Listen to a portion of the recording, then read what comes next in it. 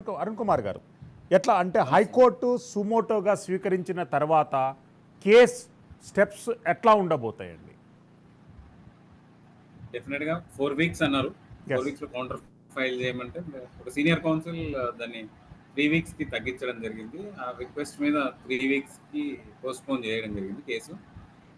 Already దాని grievance తెలిసిన తర్వాతనే చీఫ్ జస్టిస్ దాన్ని పిల్ గా స్వీకరించడం జరిగింది.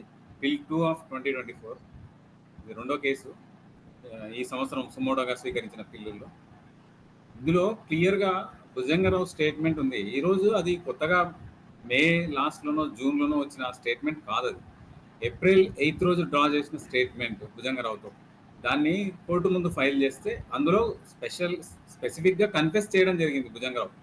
నేను బెదిరించడం జరిగింది సంధ్యా శ్రీధర్తో 15 కోట్ల రూపాయలు, 13 కోట్లు బాండ్ల రూపంలో 2 కోట్ల రూపాయలు సాంబశివరావు అనే TV5 వైస్ ప్రెసిడెంట్ తనకు ముట్టినయి, తన ద్వారా నేను భయపెడితే అని చెప్పిన కన్ఫెషన్ స్టేట్మెంట్ ఆధారంగా.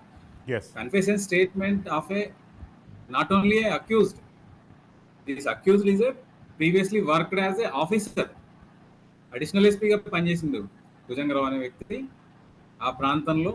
అంటే గవర్నమెంట్ ఇప్పుడు ఎవరైతే డ్రా చేస్తున్నారో అట్లే తాను కూడా గతంలో డ్రా చేసిండు. మన సస్పెండ్ చేసేంత వరకు ప్రభుత్వం వీళ్ళు చేసిన అరాచకాలన్నింటినీ కూడా గుర్తించి మొట్టమొదటిగా ప్రణీత్ రావును కావచ్చు, ప్రభాకర్ రావును కావచ్చు, రాధాకిషన్ రావు కావచ్చు, భుజంగరావు వీళ్ళందరినీ ఫస్ట్ సస్పెండ్ చేయడం జరిగింది ప్రభుత్వ ఉద్యోగాల్లోంచి. తర్వాత వాళ్ళని కస్టడీలోకి తీసుకోవడం జరిగింది.